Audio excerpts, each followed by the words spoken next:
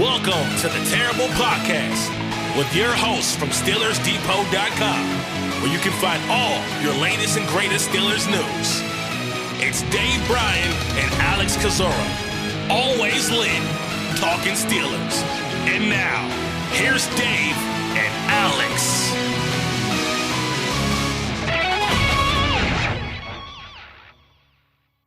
Welcome to the Terrible Podcast, Season 15, Episode 10. He's Dave Bryan. I'm Alex Kozora, SteelersDepot.com. Thanks for being back with us here this Wednesday, Steelers Nation. Dave and I are recording this Tuesday evening, just before 8 p.m. Eastern Time, with the final day of the Pittsburgh Steelers 2024 training camp Wednesday morning. So Dave, camp coming to a close. It's been a really fun summer, a lot to learn. 2 games, also a joint practice on Thursday on tap between Pittsburgh and Buffalo. So camp may be ending, but the season, of course, is just starting.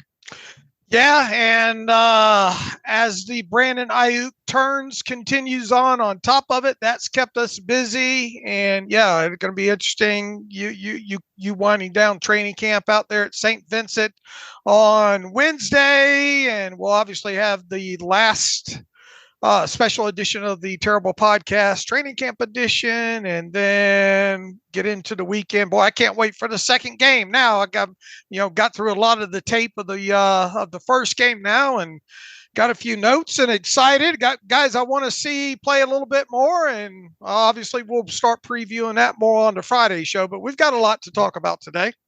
We do. Let's start with some housekeeping. We'll get to Aiyuk. That news had been relatively quiet the last few days, picking up here on Tuesday with, I think, 2 key reports that have been passed along. Still fluid, still unknown exactly what's going to happen there. But before we do that, let's get to the housekeeping portion of today's show. Pittsburgh making a couple of transactions and procedural type of moves. They've waived injured a pair of players since we last spoke, in cornerback Kalen Barnes and wide receiver Tariq Black. Barnes had a quad injury, suffered on Wednesday's practice. Black had a hamstring injury, also suffered Wednesday. Those guys did not practice Thursday, and now they've been waived injured. Barnes has reverted to IR after clearing waivers. Black, I assume, will be doing the same to tomorrow. He was officially waived injured on Tuesday. Pittsburgh also adding offensive lineman Tykeem Doss off of waivers from Baltimore. He is a mammoth offensive lineman, a guard tackle out of Southern Miss. Probably will play tackle for Pittsburgh, given they're a little short there with the Troy Fautanu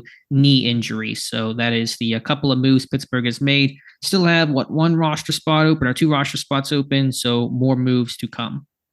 Yeah, I tell you what, they're starting to build up a little bit of a list of injury settlements and guys on IR. We already mentioned about Braden Fehoko going on IR. Looks like he might be there a while. It looks like David Perales, looks like the time has run out for them to do a injury settlement with them. So that's probably going to be a split salary the Steelers are going to have to carry against the cap. And all these, even though these injury settlements, we don't know the amounts of them and all yet, they usually are for 3 weeks unless they're a lot more serious injury.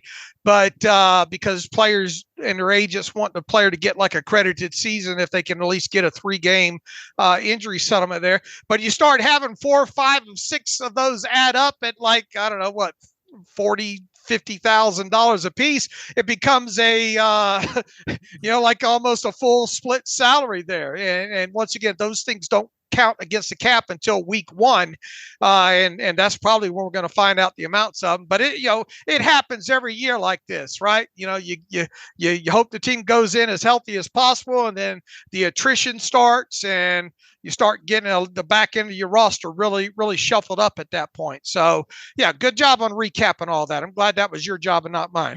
Yeah, always my job. And then I don't know if we even touched on it, a very minor note, but correct me if I'm wrong, Tyler Murray has been released with an injury settlement. He has been one guy who's officially gotten his settlement. Is that correct? Who's that? Tyler Murray, the linebacker. Yeah. I think he got an injury.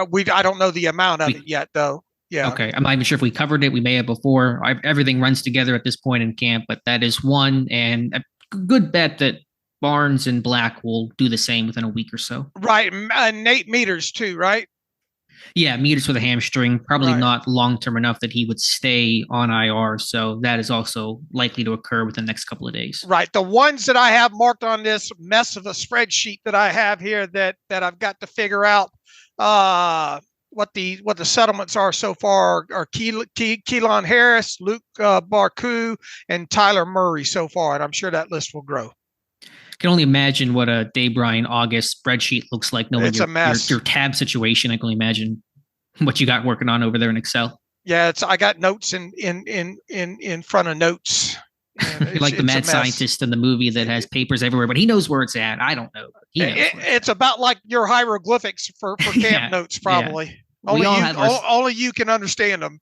We all have our systems, people. That's the message here. We all have our Brandon Aiyuk takes and waiting with bated breath here. We'll get into that now. It's been a couple days, mercifully, since we've talked about Aiyuk, but news picking up today. Still no resolution, still no idea really what's going to happen, but I think two key pieces of information, including one that came out just before we started the podcast here. But earlier today, it was Ian Rappaport with a tweet really just kind of summarizing the situation. I don't think it was necessarily breaking news or totally new news, but it really kind of recapped where things stand from one of the top NFL insiders. I'm just going to read the tweet verbatim that came around 1:30 on Tuesday. Rappaport says, quote, update on Brandon Aiyuk. The Steelers and 49ers have a deal on a potential trade, and Pittsburgh is in a good place on an Aiyuk contract, sources say. If San Francisco gives the final sign-off, it's done. San Francisco has an offer out to Aiyuk on a long-term deal for him to stay. He hasn't accepted, end quote. So that is the Rappaport viewpoint, and that kind of backed up some NFL Network reporting earlier this week that said basically if the Niners decide they're going to trade Aiyuk, it's going to be to Pittsburgh, and the deal should happen almost instantly because the framework and even the nuts and bolts of the deal in terms of the compensation to San Francisco and the contract to Aiyuk have basically been hammered out. So that is good to get confirmation that Pittsburgh is basically just waiting for the thumbs up or thumbs down from John Lynch and company. Yeah, it seems like they've been waiting a while, probably in that same. So I don't know how much of that is new and how much of it's not new based on all these every 30-minute reports. But wait, there's more, Alex. Tell them about what Mike Garafolo just said. And once again, we're recording this later on Tuesday night at 7:45 right now. Let them know what Garafolo just said. Yeah, his reporting indicates the Niners and Aiyuk are closing in on an extension, and I'll just kind of summarize some of the points and then give the quote. He says he's been told Aiyuk would prefer to stay with San Francisco and has always wanted to stay with San Francisco if contractually they could come together on an agreement. He later says, quote, it sounds like there's just one more thing that needs to be ironed out, and if that thing gets ironed out, Brandon Aiyuk signs the deal, he stays with the 49ers, he drops the trade request, and we finally can put this situation behind him. And so that is indicating they are pretty close on the deal. We don't know what that one hang-up is, but the language Garafolo is using seems to suggest that that can be overcome. Not guaranteeing that, obviously, but now all of a sudden the inclination begins to sound like Aiyuk is going to finally get that deal with San Francisco, and this is all for naught. I don't even know anymore. I just want this to end. I really would like to see the contract, wherever he, whether he stays there or goes to the Steelers or whatnot. They got me today, though. They got me today. What do you mean by that? I started to think that something was going to get done again today. Yeah, I mean, it sounded. I mean, no one knows obviously when timelines are going to happen, and it felt like this thing was about to happen last week, and then nothing happened, and things have gotten quiet. I mean, if they were going to trade him, and we're just all speculating, and the reporting sounds like that's not even going to happen. But again, things are still up in the air. But San Francisco would probably wait to either maybe if the Steelers somehow came in with an offer that was larger at the last second that might try to convince them, or just to give the Niners organization as much time as possible to try to work out a long-term deal with Aiyuk. It would have made a little more sense to just hold on to him and wait and see until the last second. But I mean, that's just my speculation. I mean, how high do you think the 49ers have to go? Do you think the Steelers supposedly have the contract on their end worked out? Do you see them counter offering any of this? No, I don't. As far as the contract goes, I don't either. It truly sounds like they're just in wait and see mode. They've handled business on their end where they have a deal in place with the team and with Aiyuk, and now it's just on San Francisco. I mean, if you're San Francisco and Pittsburgh has largely a contract worked out with Aiyuk, that means that's what Aiyuk would basically take. And the Niners just sit there and say, are we going to match that or not? If we're going to match that, then he stays. If not, then we trade him. So I'm not really sure what there even is to discuss at this point in terms about how do you negotiate with Brandon Aiyuk. But no, I don't think Pittsburgh would increase their offer. I think they're just truly going to be in that holding pattern. The report was, and again, these are all reports, that Pittsburgh had offered $28 million per year. We don't know details. We don't know structure. We don't know fully guaranteed language, second year, third year guaranteed language. But if that's the number 28, then that's the number San Francisco has to really start with. They were at 26 before. Now it's a matter of I guess, if they can get to 28 and basically meet whatever Pittsburgh is offering. All right. I don't think we have any, and it would make sense. Don't have any reports as far as guarantees go for what the Steelers offered. I know I haven't seen any. I'm sure I would have seen it if it would have come across. So, right. Yeah, there's no information on the details beyond that. And so I can't speak to the particulars of the deal, but the number that's been tossed around is that $28 million per year that, as you mentioned a couple of shows ago, TJ Hushmanzada was sort of implying like that's what it would take. You know, that's kind of what he's looking for. That would put him, I guess, technically the sixth highest paid wide receiver right behind Jalen Waddle, but just a couple 100,000 behind. So again, I don't know if it really truly is that they have that deal basically worked out with Aiyuk contractually. Then again, the Niners should just sit there and say either we're paying him this amount or we're not. And that's what it comes down to, unless, as you talked about last episode, the tax situation comes into play and he wants more from San Francisco to offset the taxes he would lose by playing in California compared to Pittsburgh. Maybe that is one other consideration here, that he would want 29 and a half in San Francisco to really have the equivalent amount of take-home pay he would have with 28 in Pittsburgh. I don't know, but that's reporting. All right. I think we brought everybody up on that. So what's your gut telling you right now? Is Aiyuk coming to Pittsburgh nothing. or not? Nothing. It's telling me I'm ready for this to get over with.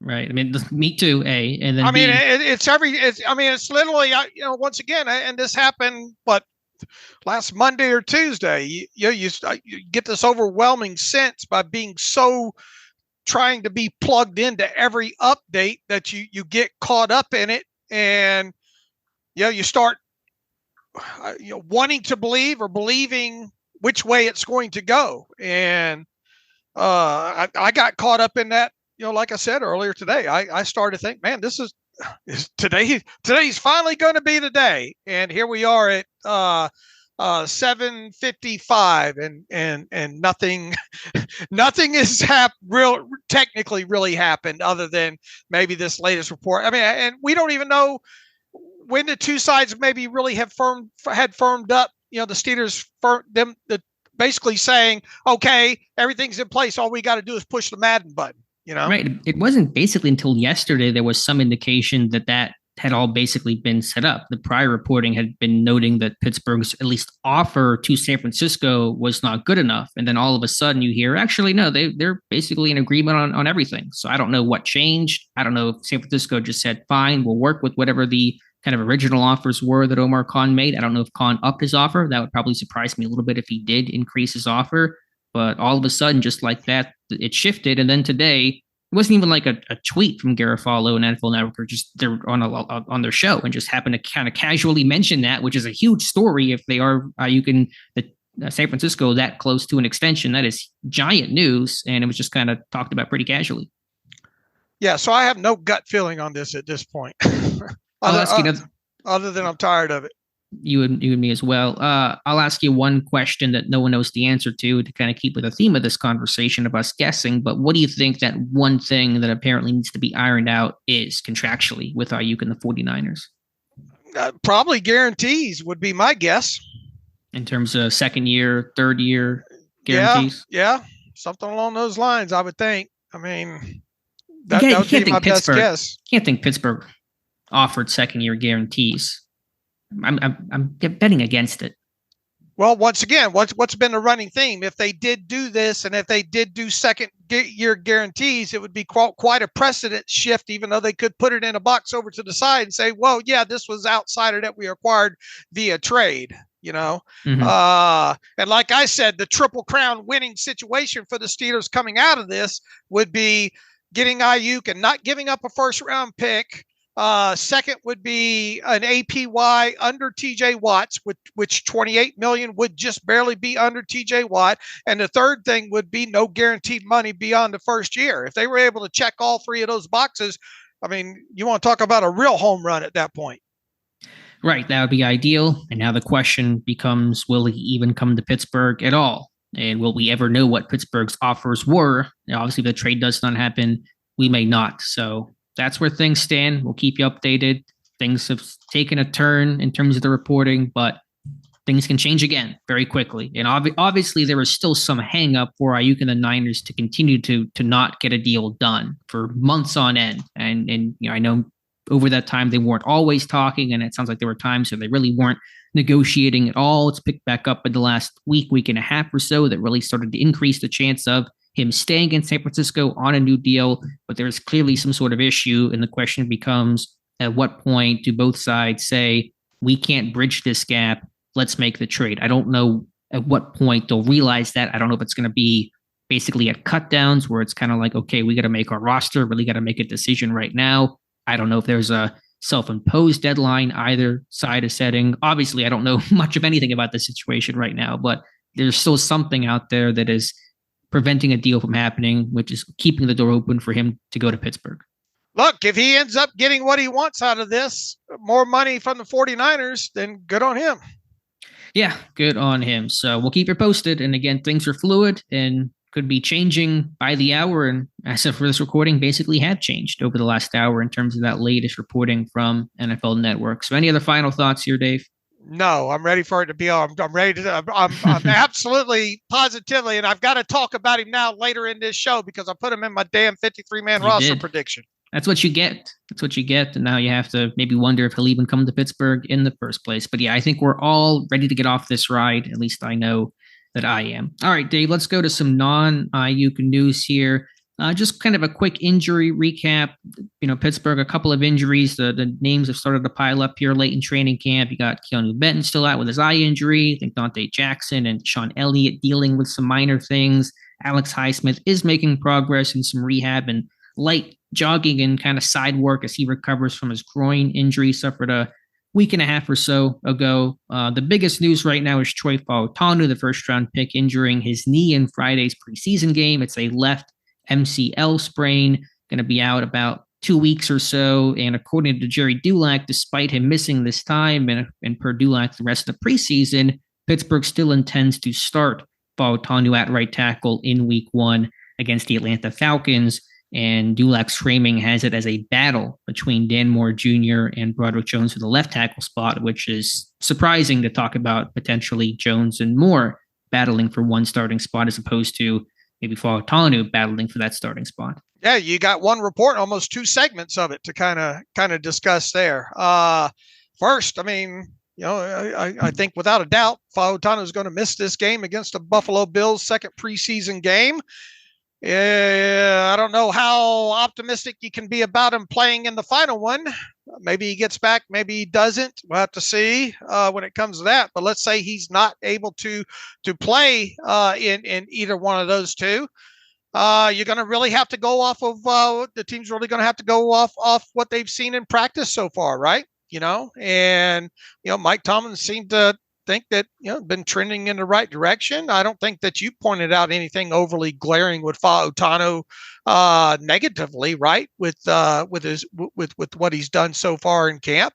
But the fact of the matter is, at this point, he's got 25 preseason snaps to his name, and he's got a knee that he's trying to overcome an injury already. So, all right, we'll obviously watch that. And look, from the moment these guys were drafted, my hope was that somehow, some way, that they'd get to a point where Fautanu is your starting in one spot, and Zach Frazier's starting at center there. And then you throw now in the wrench of it that Dulac's trying to say that there would be a battle, assuming Fautanu does start at right tackle, that there they still have to battle it out over on the left side between Dan Moore and Broderick Jones. And if indeed that's true, what does that say? Sure, it's a surprising angle to this discussion. Do you believe that framing, that there truly would be a battle that implies there's a chance that Broderick Jones is on the bench to start week one? Well, once again, what does that say if that's the outcome here? Sure. I mean, that's part of it, but I mean, do you think that's a possibility? I mean, if he's reporting it, I think you got to accept it as a possibility, right? Yeah, I just was wondering to kind of get your take. Obviously, it'd be shocking. I think when we started camp, the question was, when we had the idea, will a first-round tackle be starting in Pittsburgh? The question was, would Fautanu start? And now that conversation could shift towards, would Broderick Jones start? I think, whatever it's worth, again, going to the All-22, mentioned this last show, Jones struggled a lot against Houston. I thought he had a really poor game overall, especially in pass protection. And I thought Fautanu took his lumps as well. That's a little more expected for his first time out. I don't know if it's the elbow injury or the arm injury, whatever he's dealing with, Jones is, that's impacting him. It's really hard to see Jones not start week one, obviously, but they do like Dan Moore a lot. He's had a good camp. He played well in limited snaps against the Texans. So we'll watch and see, but that would be one heck of a story to talk about, Dave. You're going to have somebody's going to have a lot of explaining to do if your first round draft pick from 2023 ended up playing all those games on the other side, for his rookie second half of his rookie season, and then turn around and you can't get him starting at really the more natural position, I suppose, from what he played in college at left side after all the talk of saying, well, he's going to get over to left tackle sooner rather than later, from Omar Khan. But now sounds like he would even get jumped at the right tackle spot. So does it add up in my mind? No, it absolutely, there should be a lot of questions asked if indeed everybody's healthy. And then if it ends up with Dan Moore as your week one starting left tackle and Troy Fautanu winds up your starting week one right tackle. And Broderick Jones on the bench. I mean, I'm trying to keep a cooler head right now to let this whole situation play out. But it's been, and I'm not alone in this, and I think you agree, frustrating to hear and to see and to watch the way that Jones has been just kind of flip-flopped around left tackle, right tackle, never settling into one spot. Even Jones himself sounded frustrated, doesn't know where he's going to play. Am I going to play left tackle, right tackle? Really has no idea what the team plans for him. And I think it's stunting development and growth. And we've seen that with offensive linemen in the past in Pittsburgh. Kevin Dotson, a pretty well-documented example. So, if this thing goes sideways and Jones is not starting week one, I think that arrow should be pointed towards Pittsburgh, the organization, more so than Jones, the player. You remember all those stretch of years when LeBeau was running the defense and all, and they had, they were able to retain a lot of those guys on defense, and it just became, defensive rookies. They struggle to get on the field, and start right out of shooting. Obviously, Cameron Hayward went through that during his rookie season and all like that.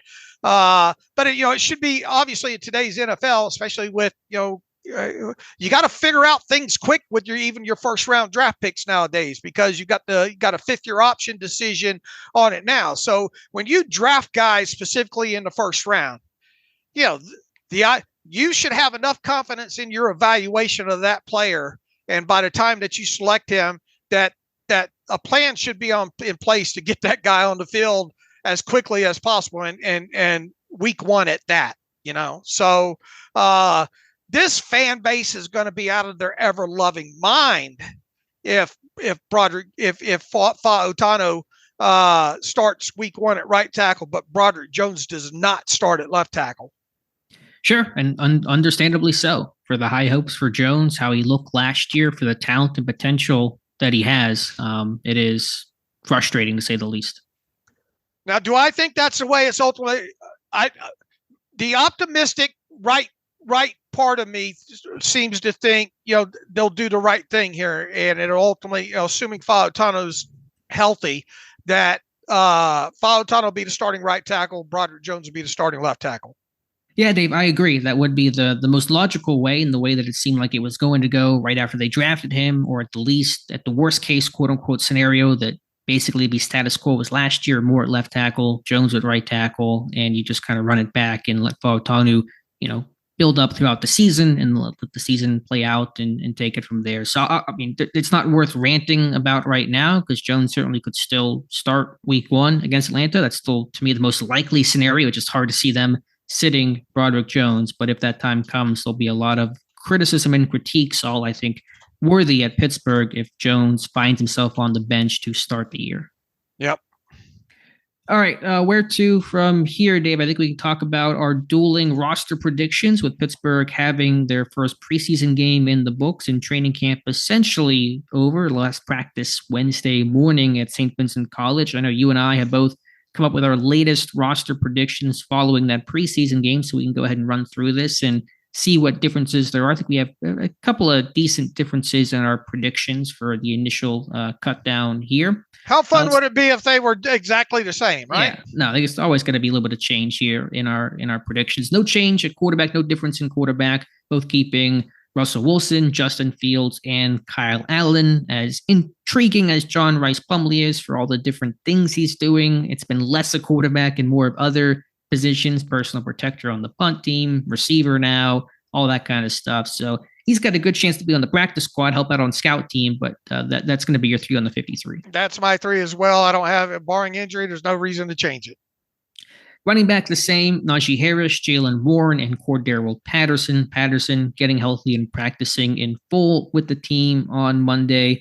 Jonathan Ward has had a good camp, but to me, that's more practice squad than 53. I have the same 3, Najee, Warren, and Cordero Patterson. I do like what you're telling me out of Ward so far. And obviously, had a nice run in that preseason game and all. So, look, he very well could wind up on the practice squad. You're right. So they might have 2 running backs on the practice squad, but there's no reason for me to go away from my initial 3 either. Agreed. They generally keep 2 with the expanded practice squad spots now to 16, and then 17 with Bolshoff being the international exemption. So my practice squad had Ward and Champlin, but still got some other guys in the mix, and P. Ryan and Dejon Edwards as well. All right, tight ends, fullbacks, both keeping the same 4 here in Pat Frymuth, Darnell Washington, Connor Hayward, and Michael Pruitt. I know you've been on the Rodney Williams, the hot rod train. You're taking a quick exit, it sounds like. Well, I mean, for right now, this is fluid, obviously, but I think Michael Pruitt showed enough, and you do kind of wonder about the bigger bodies, when it comes to the kickoffs and stuff like that. And I'm blowing with the wind on this from the sheer fact that I like what I saw out of Michael Pruitt. Obviously, he's got a relationship with Arthur Smith at several stops along the way. Not a huge special teams contributor, but he could probably get out there on one of those kickoff teams if push came to shove. I want to see more Rodney Williams. I want to see him block more and all like that. I think if he can prove that he can actually function as a blocker in these final 2 preseason games, he'll have a chance. I think he's a good special teams player, obviously a better one than Michael Pruitt, but I think he's still got a little bit to show me here in the final couple weeks. So obviously it's down between, to me, Williams and Pruitt, but I'm going to go off of what the tape told me just this first preseason game, and come talk to me after this next one. I'm with you. Pruitt, the better blocker, the experience in the Arthur Smith system, the relationship there gives him the slight edge over Rodney Williams, but this thing's still ongoing, and this battle is going to come down probably until cut down date on August 27th. All right, we've been the same so far at quarterback, at running back, at tight end. Receiver is where things get interesting. In full disclosure, Dave made his earlier in the day, both keeping 5. I'm going George Pickens, Van Jefferson, Roman Wilson, Calvin Austin, and Scotty Miller. And Dave is going with 4 Steelers and one potential Steeler, I should say, in George Pickens, Calvin Austin, Roman Wilson, Van Jefferson, and he put Brandon Aiyuk on his 53. Right. Like I said at the top of the show, I got caught up thinking, okay, today's the day. It's going to happen.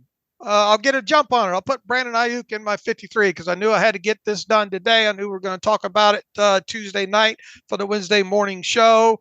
Obviously, Brandon Aiyuk is not on the Steelers yet, so this is more prediction. Well, it's all prediction than anything there.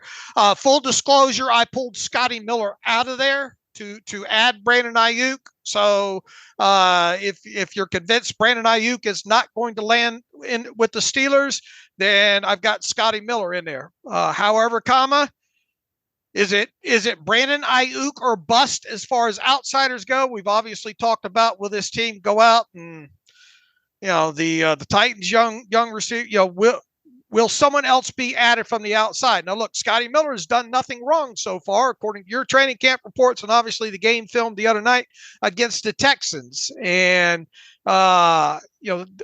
there's no reason to have him off this list other than getting a guy from the outside, such as maybe Aiyuk. So that's where I'm at with my 5. I, with this prediction, predicted that Brandon Aiyuk would land with the Steelers, and that sent Scotty Miller out the door. If you don't think that's going to happen, just throw Scotty Miller back in there. Of the internal possibilities, how close are guys in your mind like Des Fitzpatrick and Quez Watkins to pushing for the 53 and challenging, say, Scotty Miller for that last spot? It was, I didn't spend a lot of time on it thinking about it, to be honest with you. Obviously, Des Fitzpatrick has special teams ability, and that's how he would go about winning a spot more so than a Scotty Miller. Okay, but would you say Miller is comfortably ahead of those guys right now if it came down to it? I think it's fluid. The only guys that I feel comfortable with that are probably going to be in my prediction the rest of the way out are George Pickens, Calvin Austin III, Roman Wilson, and Van Jefferson. Okay. I was going to ask you too, just as to consider all options and all possibilities, how safe is Calvin Austin? And if you think he is, locked up safe like the other names, what exactly is his value to the team should he make the roster? I think his value would be to come, to play maybe 25 snaps a game. Is he going to be the number 3 receiver, or do you think they'll rotate? I think you could see some rotate. Look, Roman Wilson's probably behind the 8 ball right now anyway, right? Mm-hmm. So it's going to take a little bit of time to ramp him up after missing this time with the ankle injury. So I could see Calvin Austin III being the beneficiary of those snaps if that's the case. If Roman Wilson went through all the camp and all like that, and saw action in all 3 preseason games, and if you felt a little bit better there. But now, look, once again, I'm not expecting Calvin Austin to be a high snap guy, but I think he does have value, at least from where this unit sits right now, for anywhere from 15 to 25 snaps a game. Yeah, that's fair. With Wilson missing time, you don't want to put too much on his plate right away. And Austin, obviously, you'd expect him, if he makes the team, to be the starting punt returner, potentially be in the mix in the kick return game as well. He's had a strong couple of practices the last few days. He had a good preseason game with 2 explosive plays. I just wonder if he's going to be kind of a borderline number 3, number 4 receiver. Is there do you look at somebody else? Does Scotty Miller offer more than Calvin Austin? If you wanted to, go special teams and gunner work, would you go Des Fitzpatrick? So I know I've been critical of Austin. He has improved and had a couple of good practices, and odds are he'll make the team, but I'm just kind of musing, what is his role? What is his value if he's going to be a number 4 receiver in this organization? Who did you have as the 5? Pickens, Jefferson, Wilson, Austin, and Scotty Miller. So same as you, but you put Aiyuk instead of Miller. Okay. All right, let's go offensive line now. And this how much did you spend on thinking about Des Fitzpatrick? A little, but not a lot. I thought he had a pretty poor performance in the stadium against Houston. You get 2 more cracks at it, but he had a penalty. I thought overall the coverage team was really poor. The net yardage was abysmal in this game for Cameron Johnson and the unit, not for Johnson specifically, but the actual coverage team defending the punt. But yeah, I just felt like he's got to be a little bit more. And although this gunner battle is still pretty open, I don't think anybody really made headway in securing a job against the Texans. Yeah, you'd like to see that. You'd like to see some at least one of those guys peek their head out and say, "Yeah, I'm grabbing one of these spots." Right. That's what Fitzpatrick did last year to make the practice squad. He had a really impressive showing, and I want to see that this year. If he can do that, it becomes more interesting. But I didn't see that first time through. All right, let's go offensive line, and we have some differences. I think a good discussion to be had here. You're keeping 9, and just read all the offensive linemen here: James Daniels, Isaac Seumalo, Broderick Jones, Troy Fautanu, Zach Frazier, Dan Moore Jr., Nate Herbig, Mason McCormick, and Spencer Anderson over Dylan Cook for that 9th and final spot. I didn't make a choice. I'm keeping 10. I'm keeping all the names the tackles: Jones, Fautanu, Moore, Cook, the guards: Seumalo, Daniels, McCormick, Anderson, and 2 centers in Herbig and Frazier. So I'm keeping 10 with Cook and Anderson being 9 and 10. You're going 9 with Cook out and Anderson making the team. Which means you had 25 on offense and I have 24. So you're keeping the 1 extra offensive lineman. I had to find a way to get myself a safety on this roster. So, and plus anyway, I'm bound to determine to go with 9 barring injury here at offensive line, full disclosure. So could that change? Yeah.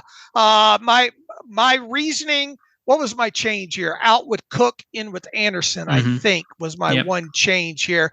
I'm intrigued. I thought Anderson put some decent tape down the other night there at guard. And you're telling me this week, you've been telling me from the training camp practices that maybe we'll see some Spencer Anderson at right tackle this week. I will have that circled on my what to watch for this week. If Anderson can represent himself well at tackle, I didn't think Dylan Cook did anything special in that game. Did you, against the Texans? He was fine. He was competent, but it wasn't super impressive. No. All right. My contention here is maybe Anderson's position flexibility winds up being better than maybe Dylan Cook's. And if they can get any semblance of comfortability in Anderson at right tackle in these final 2 season games, maybe that's the flip if they only keep 9. All right. So it's just a 1 game reaction. I very well could flip back to this next week. However, and I did put this kind of in my analysis, if you will, I do kind of wonder what's going to happen with Dan Moore. We just had the conversation at the top of the show. It looks like Dan Moore is in conversation to be the starting left tackle. What if he's not? And what if, and there's a lot of what ifs here. What if Broderick Jones ends up grabbing that left tackle spot? And what if over the next couple of games, Spencer Anderson shows you enough at right tackle? Remember, Dan Moore's got an increase in salary this year because of the proven performance escalator. And we have referenced this a few times. Could we see what happened with Dan Moore Jr. to what we saw happen with Kevin Dotson a year ago there? So I do kind of wonder if all these guys stay healthy, and that's a big maybe because we've seen things happen with a couple more preseasons to go and practices to go. It does make you wonder if the 9 might end up being, including Spencer Anderson and Dylan Cook, with Dan Moore being shipped out. So I think you have to leave that open to some level of plausibility at the very least. At least mention it. I get it. It's on the table. It's funny, though, because the thought was if Moore was going to get dealt before camp started, we had this discussion, it'd be because Cook had shown he can be the capable swing guy, can play left tackle, right tackle, more flexible than Dan Moore, who's a left tackle only, at least. And maybe that still can play out. It could. How much has Anderson played at left tackle in a game, even in college, but obviously in Pittsburgh? I know he did it in camp last year. I don't remember how much left tackle action he saw. I don't think he saw any snaps in the preseason last year at left tackle. So I wonder if that could be a little thing that gives Pittsburgh pause about Anderson's left tackle capability. He's more of a right tackle. Right. But if you have Fautanu and Jones both can play left tackle and both can play right tackle, then you could get by potentially with Anderson just playing right tackle. Yeah, what if you lost one of those tackles, though? What if you lost whoever was playing left tackle? You trade Dan Moore, and you have Anderson as kind of your backup swing guy, and then Jones gets hurt. You shift Fautanu over. Then you got a couple injuries in, right? Yeah, but how do you solve for that? I think they like that with Moore, that he can be that just step in left tackle and be good to go off the jump if needed. Sure, he's still on his team until he's not. But I think I think at least you have to discuss the plausibility of something like that happening with him. Yeah, if he loses the job, people will call. I think they're going to look for tackles with his experience and resume and be some sort of value there. I went with 10 because it's easier than making a choice between Cook and Anderson. Anderson's a guy that has gotten a ton of first team work, mostly at guard. Do you truly believe they're going to keep 10 when the dust settles, at least from where it sits right now? I think it's realistic. Listen, this is a team, like what has Omar Khan done more than anything else since becoming GM in May of 2022? He has invested heavily in this offensive line, in free agency, in the draft, more so than basically Kevin Colbert ever did over a small period of time, with the exception of maybe the Castro, the Mike Adams, Marcus Gilbert around that time. It was kind of similar to that, really heavy concentration on the offensive line. So the approach and the philosophy is to have your offensive line be as strong as possible with starters, but also with depth. And when you have Cook, a developmental guy they really liked last year, they've kept around to develop and grow. Do you want to waive him and potentially lose him after all the work you've spent trying to develop him? Dan Moore's going to be a free agent next year. He's very unlikely to come back. Cook can eventually become that swing guy maybe next year. And then Anderson has played well. You got Daniel's a free agent next year. He's gone. You got Herbig a free agent next year, uncertain about his potential return. Do you want to have good depth now, but potentially be looking next year at being weak if you're dumping some of these guys of Cook and Anderson and lose out on that guy? Here's what I wrote to end up my analysis on that group. This group is fluid when it comes to the final two spots. It is. I mean, that's still true. I think it's still regardless if you keep 9 or 10. Yeah. I mean, if you keep 10, then it's pretty easy. It's Cook and Anderson, and there's not a decision to be made. That seems less likely. They usually keep 9. They have 8 active on game day to have the expanded 46-man active roster on for kickoff. But I don't know. I just think, tackles are valuable. So you keep Cook, and Anderson has played well and could have a role next year, and you want to keep him too. You did think Anderson played well in this first preseason game, right? Yeah, I did. I've been talking about him the last week or so. Like, this guy's been playing well. He's had a good camp. It's not been talked about too much because the focus on the rookies, understandably so. But Anderson, a second-year guy, he's settled in at guard. He's got athleticism. He's got some run-blocking ability. He played well against Houston. He's versatile. He can play at least 4 of the 5 spots. He can play the guard spots. He can play right tackle. He can play center. And probably in a pinch play left tackle as well. So you want to lose that kind of versatility. I think you'd hate to expose that. I hate doing the whole, he's going to be claimed on waivers. There's no chance he'll make it to the practice squad. But with offensive linemen, there's a higher chance because the talent is so scarce and injuries occur and teams are always looking for offensive line help. That's why Pittsburgh wouldn't want to waive or didn't waive Cook last year and kept him on their 53. And so I think there's a higher chance you would lose one of those guys to waivers if you cut him. What'd you ask me about Anderson? You asked about left tackle last preseason, right? Correct. Yeah. Did he play any left tackle? None. He played 5 at center. He played 54 at left guard. He played 25 at right guard. He played 25 at right tackle. Did he? It's been a while since we've had to scout him and talk about him. What did he do? Did he even sniff left tackle in college? I think he did. He played left tackle in camp last year, so it's not completely foreign to him. I remember that because he played all 5 spots. I'm sure he played some left tackle at Maryland. I don't know if that probably wasn't a ton. I think he was more right tackle, right guard.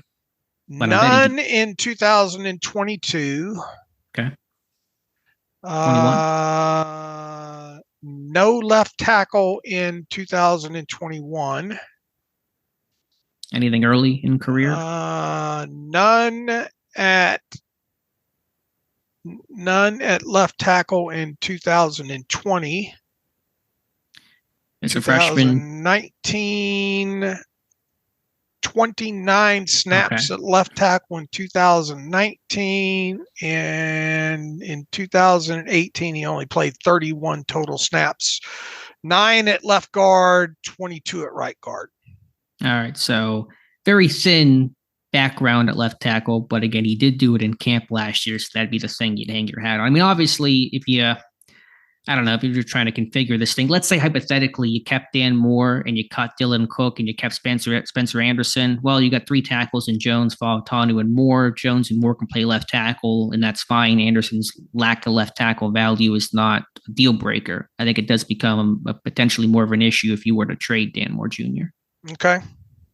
But again, I think they have a really good and deep offensive line for the first time in a long time, and I'm a little hesitant to start shedding those names, especially knowing how free agency can shape this roster next year with Moore, with Herbig, with Daniels, all set to be free agents. How much right tackle did Dylan Cook play last year during the preseason? Decent amount. 71. Sure. In fact, he only played 4 snaps at left tackle last year during the preseason. Yeah, he was a right tackle at Montana and played right tackle predominantly in camp last year, and then got a little bit of guard time late in the summer. All right. Okay. All right. So we'll watch that one going forward. That's going to be, I think, a really underrated discussion about that 9th and potential 10th offensive line spot.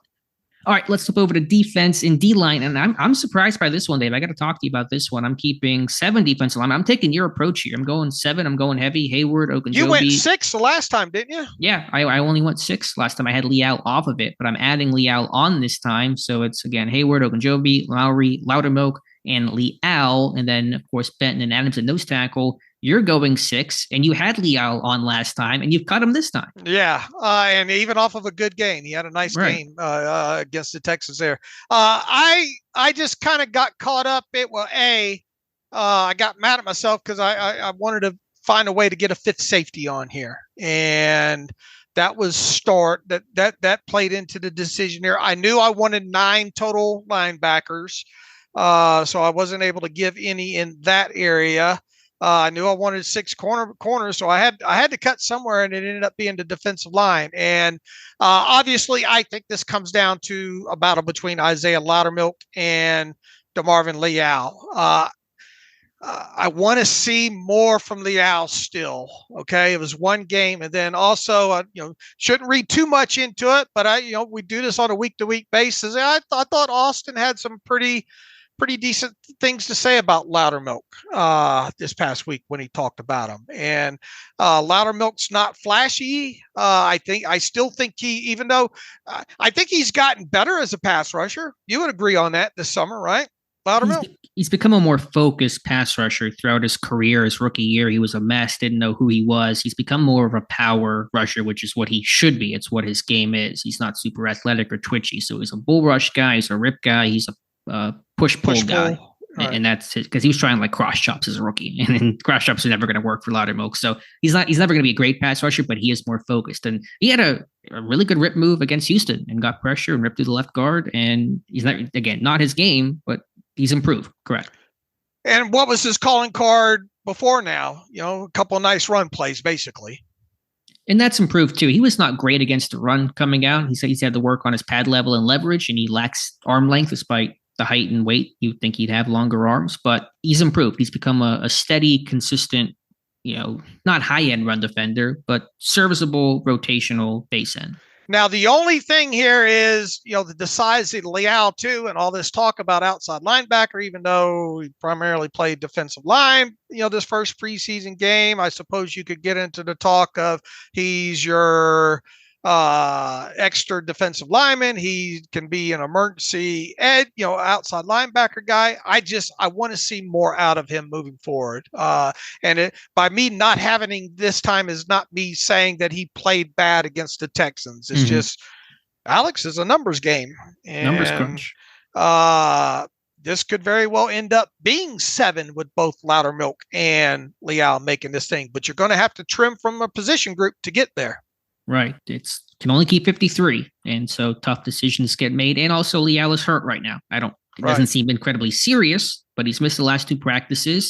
If he misses more time, will he play against Buffalo? We'll see. And he's always had a couple of minor injuries. He got dinged last year. And so you don't need to have some availability issues that are going to, hurt a good start for DeMarvin Leal. So you kept Loudermilk and Leal, and you're now at 7. Correct. Okay.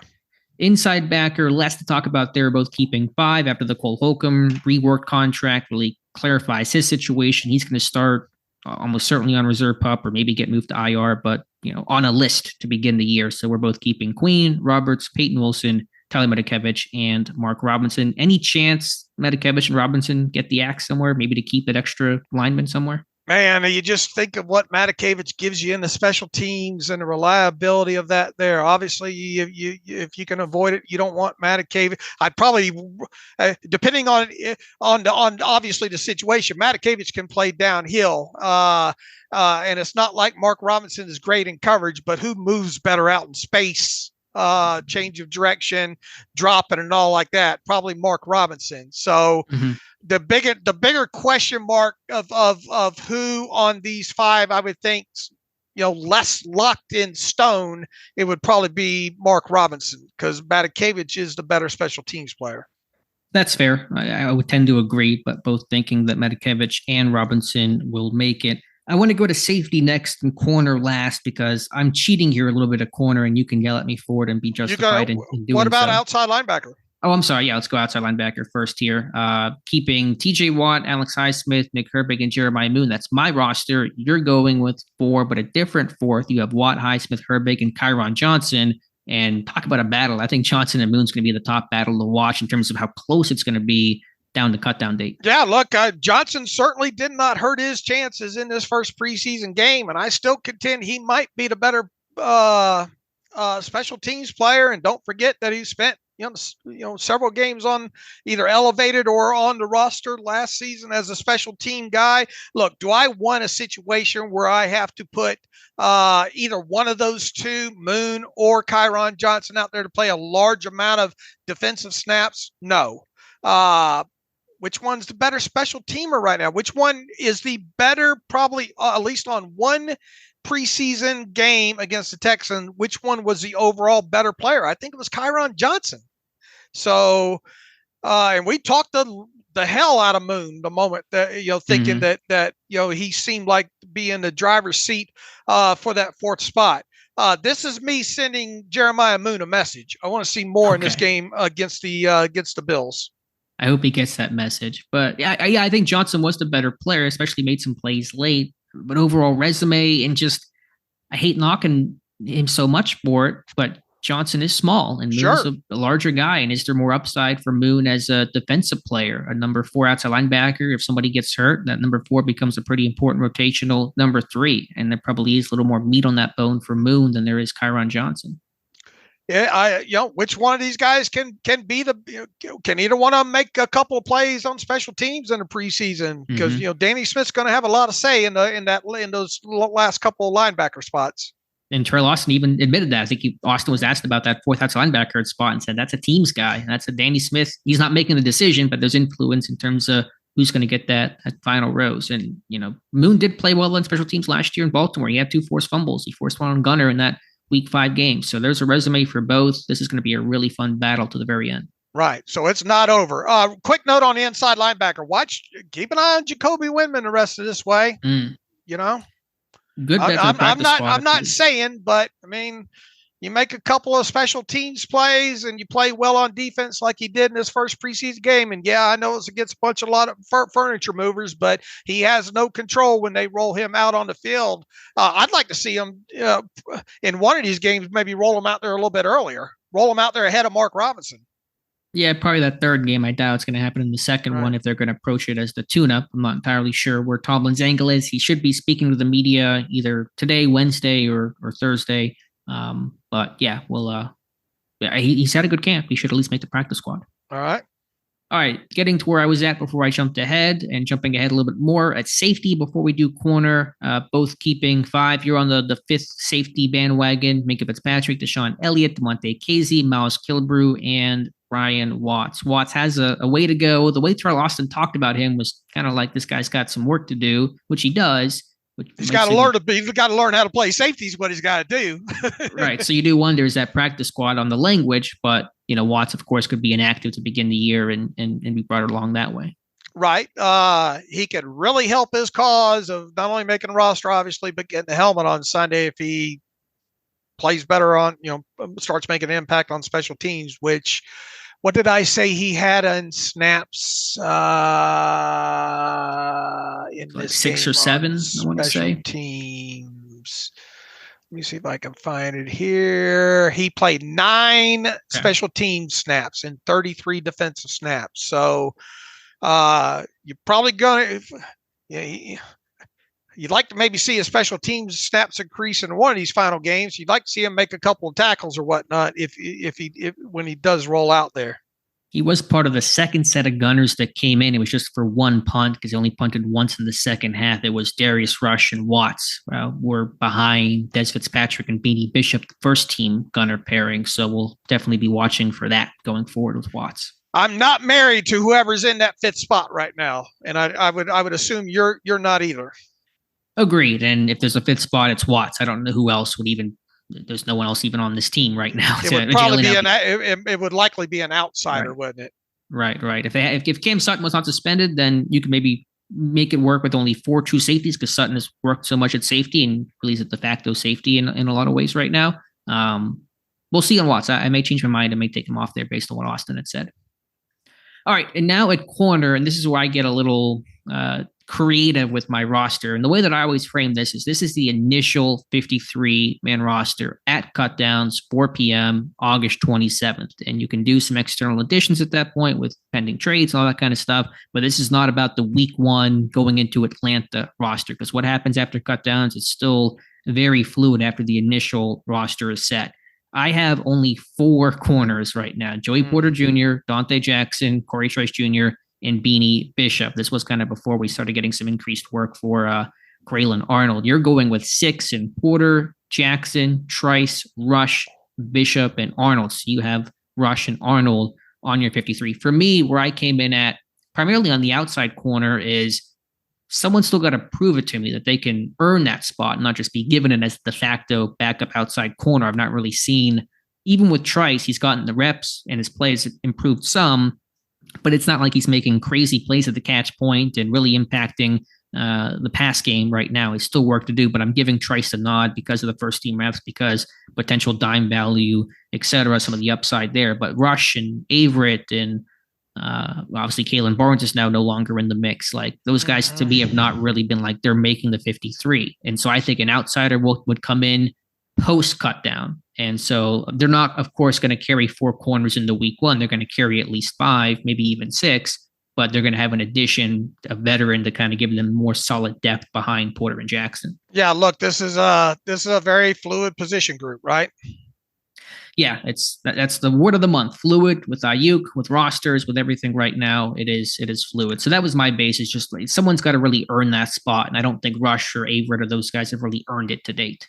Right. Look, is there a chance Beanie Bishop doesn't make this 53? I suppose, but I obviously have him in there, and there, all the talk this week is Graylin Arnold. Graylin Arnold's going to get more snaps or whatnot. So we'll see how that goes with him. But I am not married to a couple of these guys on here, and I'm with you.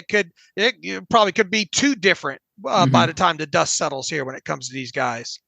Yeah, I do think they're going to add an outside name at corner, probably an outside guy. I think you add an outside veteran corner off of the waiver wire, or just some veteran who gets cut, and then you keep one of Trice, Rush, and Averett on the 53. Other guys could, of course, go to the practice squad. And again, my roster was done before Arnold was picking up those first team reps. Good chance he can make it right now. My other thought was for just keeping the one true slot corner in Bishop was, well, Deshaun Elliott was getting some slot corner work early in training camp. He's been repping there. He could be the backup slot in a situation where you had to play him in game because of injury. All right. So that's where I'm at. And that's why I could kind of cheat and keep a bunch of the defensive linemen and 10 offensive linemen because I was keeping 4 corners. We've seen Pittsburgh have funky roster configurations at the start. Some of that in the past has been because of injury situation under the old rules. We have to keep a guy on the roster for a day before putting him on IR. Remember, they kept 7 wide receivers. I think Calvin Austin's rookie year in 2022 to be able to put him on the IR so he could potentially come back. That rule has shifted this year, which should kind of make things a little bit cleaner. But still, you get some weird stuff on the initial cutdown date. Okay. Yeah. Look, and we keeping the same specialist, obviously. And but I have a 24-26 split. I think you went right down the middle, 25-25. Right. And you have the specialists, Chris Boswell, Cameron Johnston, and Christian Kuntz. And Kuntz, I mean, he should make it, but a bad snap. They brought in a couple of long snappers for a workout. I don't know if that's any alarm bell or not, but hopefully a good performance from Kuntz against Buffalo will calm things down. All right. And then practice squad, just a bunch of names. I won't name every single. If you had to name maybe 2 or 3 guys that you're pretty confident will make the practice squad, who would those names be, Dave? On the guys that I have listed. Mm-hmm. Yeah. Let's see here. I got Logan Lee, Jalen Elliott, Dejuan Edwards, Jeray Jenkins, Thomas Graham Jr., Jacoby Wimman, Ryan McCollum, Tyler Beach, Dylan Cook, Willington Prevleon, Jeremiah Moon, Jonathan Ward, Jack Coletto, Rodney Williams, Des Fitzpatrick, Anthony Everett, Julius Welshaw for, I think, is a 9-8 split there. And obviously it's not going to work. I mean, we see it year in and year out that people say, why don't I have Leal on there? I think, if you did cut Leal, that, there, it's a high enough pedigree that he could possibly end up somewhere else. Yeah, that makes sense. I think in terms of some likely practice squad names, Jack Coletto still could make the 53. I put him on the practice squad. Jonathan Ward, of course, Rodney Williams, but does not make the 53, would go practice squad. The draft pick, Logan Lee, neither of us keeping Lee on our 53. That makes sense there. And then I don't want to forget about Thomas Graham Jr. at corner, who could make the 53 as well. I don't want to discount that is a possibility. He's had a really strong camp. I probably would have put him on instead of Graylin Arnold, except, I'm excited to see what Graylin Arnold can do this week. Right. More experienced, more the veteran Arnold is. And Graham on special teams, not entirely comfortable maybe with what he's bringing right now. We need to see some more. And so that also could be a stumbling block for someone like Thomas Graham Jr. Needless to say, my next one won't probably look anywhere like this one, So, I mean, I had a bunch of changes in this one, to be honest with you. I have, let's see, no Holcomb, no Rodney Williams, no Scotty Miller, no DeMarvin Leal, no Josiah Scott, no Dylan Cook, and no Jeremiah Moon from my first one. Probably if you go back in the annals, this has probably been the largest shift from preseason 1 to preseason 2, 53-man roster prediction for me.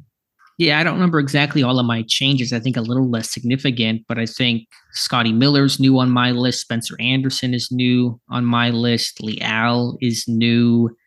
And that might be it overall. But yeah, definitely some changes and probably going to be some more by the time our final predictions come out right before the 27th. And then once again, the likelihood of 1 or 2 more players coming from the outside,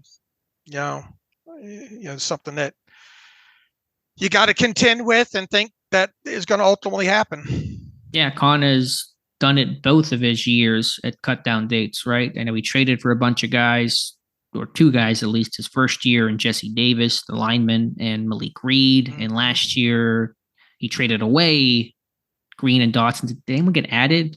I guess Desmond King. That wasn't right at cut down stuff. That was kind of like closer to week 1.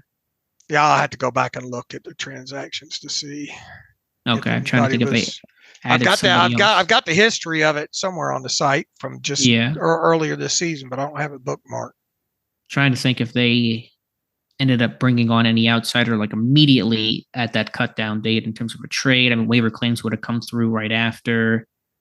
Desmond King was signed 2 days after cut down date, I think was how that went. So that basically counts as a post cut down change right after that. Okay. All right, Dave, anything else to discuss? Anything else to talk about? Again, final day of training camp. We'll wrap up here later today on Wednesday and get ready for the joint practice Thursday and the game on Saturday. Did we cover everything that we wanted to cover in this episode? I think we did, didn't we? Look at the notes from our pre-production meeting. Yeah, scribbled down here hurriedly on the side. Any just quickly updated thoughts going through the All-22 another time or two from this Texans game? Any new impressions on players that stuck out, good or bad to you? I like I said earlier in the show, I watched a little bit more of Spencer Anderson. I thought he played well. You obviously did a nice breakdown on Zach Frazier. I spent time watching those snaps again. What else did I focus on? Peyton. Well, I just went deeper on guys. I think most of that I've already talked about. Okay. Yeah, I was not sure how I felt about Frazier watching the game live and the TV tape once, obviously from a procedure standpoint, being clean with the snaps with the issues that Herbig and Fields had, that was important, and it becomes more magnified when the rookie's doing his job well, and you got the veteran, guys that are struggling a little bit more. But I thought he really had a good game. I thought his run blocking was solid. I thought, he had some issues with power and some of the bull rushes, but he was better than what I've seen in training camp. He's got good burst off the ball. I thought he was good on combo blocks, good work in the second level, good in the screen game, adjusting. I have one clip of him, even from one rep, like one play to the next, he improved his pad level on the goal line and got low so he wouldn't get blown up as he did on one play. So I was really encouraged by that debut for Zach Frazier.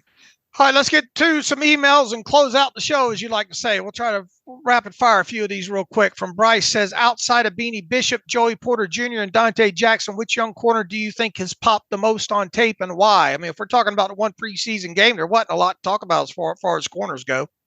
Yeah, like I said, that's why I only had 4 in my 53, because I want to see somebody really play their way on as opposed to being that de facto guy. They certainly are getting a look at Trice as they've ramped up his reps and work coming off the knee injury. They were slow playing things to start, and they've used him in some dime looks in camp to, as that kind of either big slot or big dime, maybe tight end eraser later in the season would be intriguing. So maybe him. But in terms of the young corners, to not talk about maybe a Graylin Arnold or Anthony Averick, Thomas Graham Jr. has had a really good camp. He's been plays in the football. He's been active, play in the slot, and play on the outside. If you want a camp darling, I don't know if there was really like a true camp darling this year. The way don't answer that, because I want to save that for the finale special edition episode tomorrow night, where I've got that written down as something. So don't. Let's tease that. Fair enough. Forget redacted answer on that one. But in terms of like Trice and Rush, I mean, they've had maybe some moments. Rush had a good start to camp, but then has lost some snaps. But I've not really seen that one guy step up big time that says, okay, this is the clear backup outside corner behind Porter and Jackson. All right, our buddy George O'Doherty, longtime listener, he pops in here every once in a while. Good to hear from him again. He says, I just watched another of Alex's videos and wanted, as a fellow educator, to take a moment to tip my hat to Alex for the great job he does with these videos. I learned a lot from these videos. His latest video was a review of Zach Frazier's performance in the first preseason game, which was very encouraging.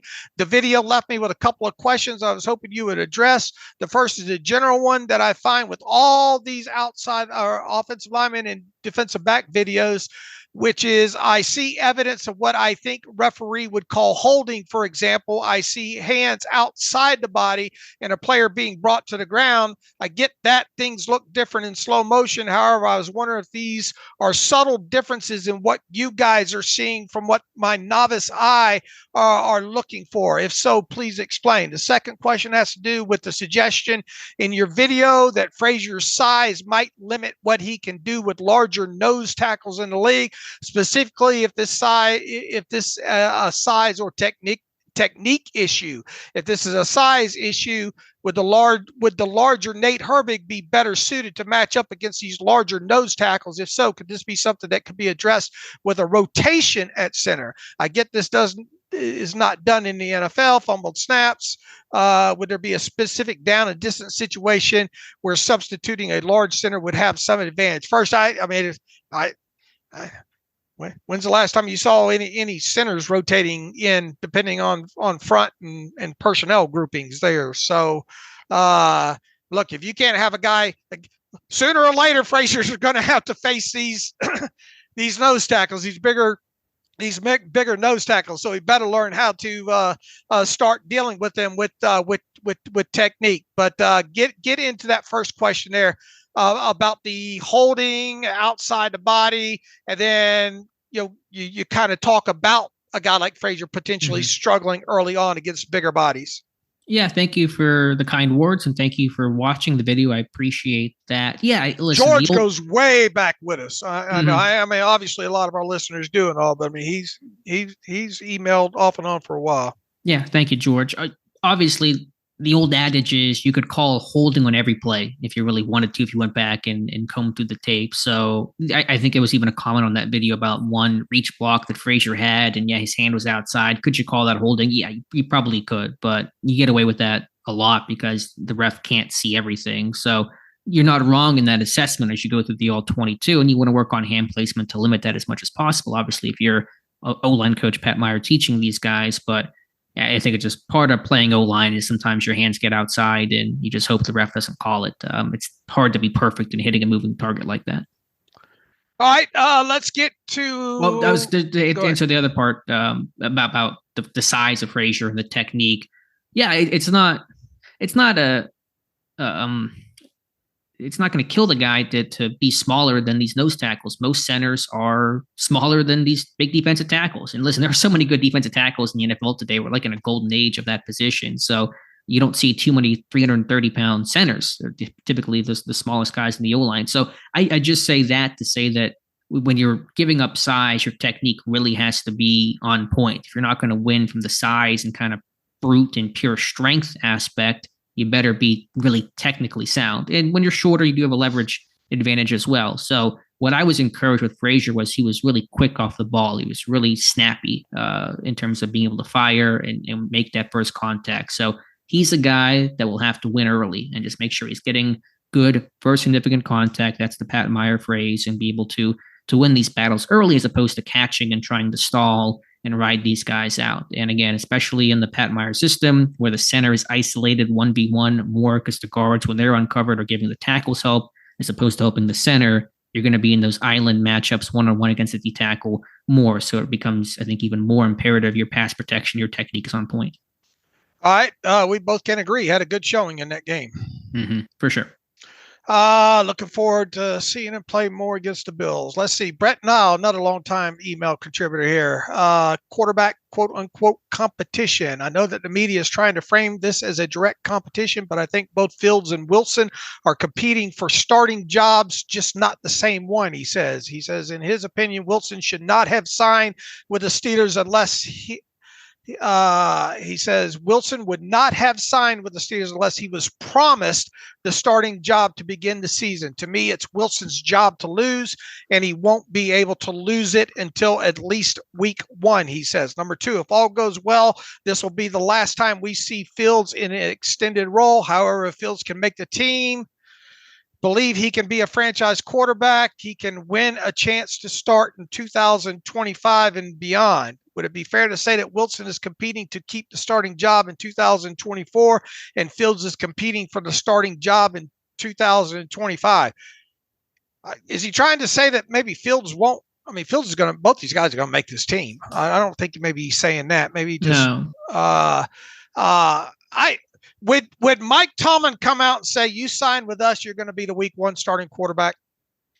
Well, that was the whole discussion whenever they signed Wilson. What was promised? How was it framed? How did Pittsburgh sell it to him? Because that was still initially with Kenny Pickett. Is Wilson going to start? Is Pickett going to start? Did they promise, Wilson the job? That's why Pickett seemed unhappy. The reporting was there was no explicit promise you're going to be the starter. The reporting was you'll be given the chance to compete, but we all kind of assumed that meant that Wilson was going to be the favorite to start. And that's where the pole position comment came into play, that Wilson was not guaranteed, but in pole position.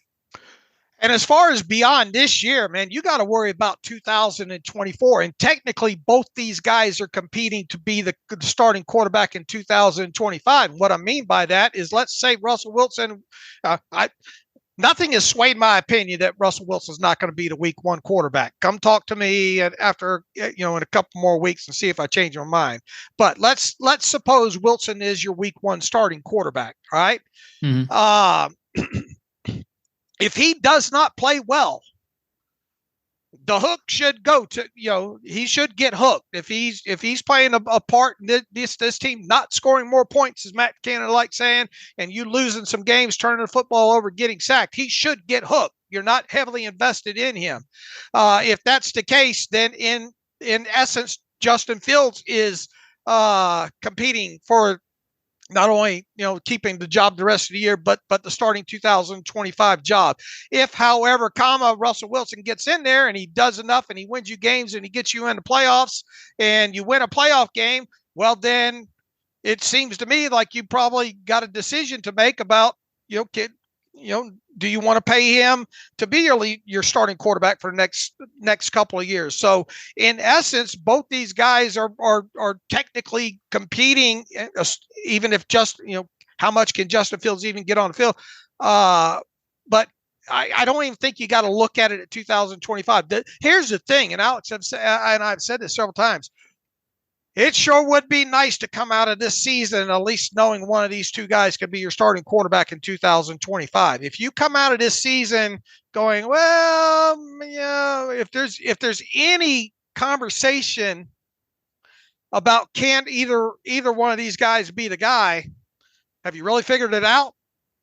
You haven't, and you're back to kind of square one to who's our guy, and then at that point you're in the position does Pittsburgh commit money to somebody they're not fully sold on, and that's the dangerous game to play. That Pittsburgh, like I said once before, the one good thing they've done through this kind of mess of finding a quarterback post-spend is they've not paid any quarterback a bunch of money and overpaid somebody. Trubisky had a reasonable offer, far less than people thought he was going to get back in that season in 2022.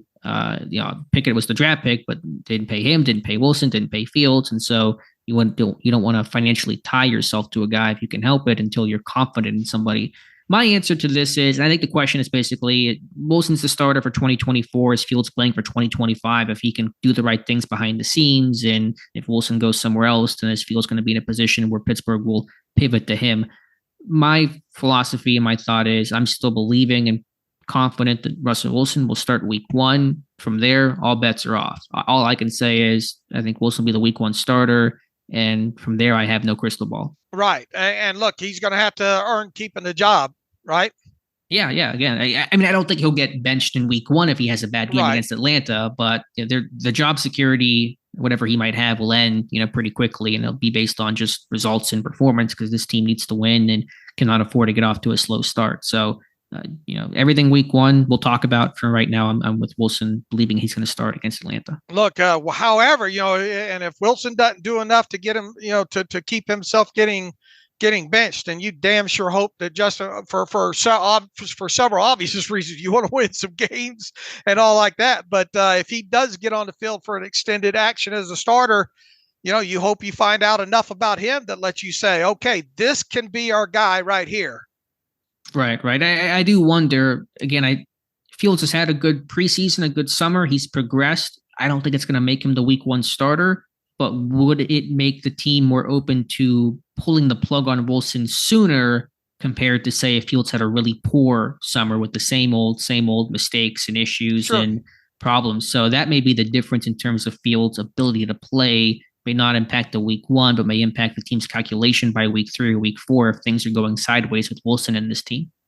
Look, you can't. One thing we said about the top half of this schedule, at least way it looks on paper, which is obviously dangerous to do. You better handle your business before you get into that second half against the AFC North. You better have a lot of stuff figured out going into the second half of the season, and that's why,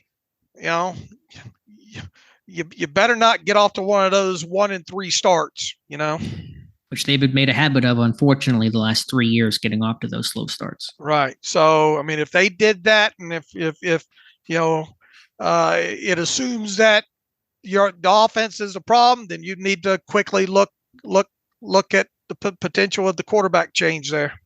Yeah. All right. I think we answered that one. All right. I think that's got it. How long have we been on here tonight? Where does the time go? I think an hour and, math here, hour, 20 minutes. All right. You will be back out at St. Vincent College in Latrobe one final time to watch the Steelers Wednesday training camp practice. The last one open to the public. The Steelers will have a scrimmage against the Bills on Thursday at Acrisure Stadium, which is closed to the public. And to Chase Claypool, who's on IR, unfortunately. Oh, yeah. Mitch will be back. Trubisky will be back. Oh, yeah. Mitch will be back. That'll be nice. Let's see. You and I'll be back Wednesday night to recap what you observed at training camp, the final training camp practice. And then after that, assuming we don't have to do a special edition of the regular podcast for any kind of Aiyuk move, then we'll be back after that on Friday with the next regular edition as we preview the Steelers versus the Bills. So in the meantime, you can follow me on Twitter/X at Steelers Depot. Follow Alex at Alex_Kozora. Follow the show at Terrible Podcast. Email the show, theterriblepodcast@gmail.com. If you like what we do and want to donate to the cause, SteelersDepot.com. Hit the donate button. Also, if you don't want an ad-free version, go hit the ad-free button, follow the directions that way. So until next time, as always, thanks for listening to the Terrible Podcast with Dave and Alex.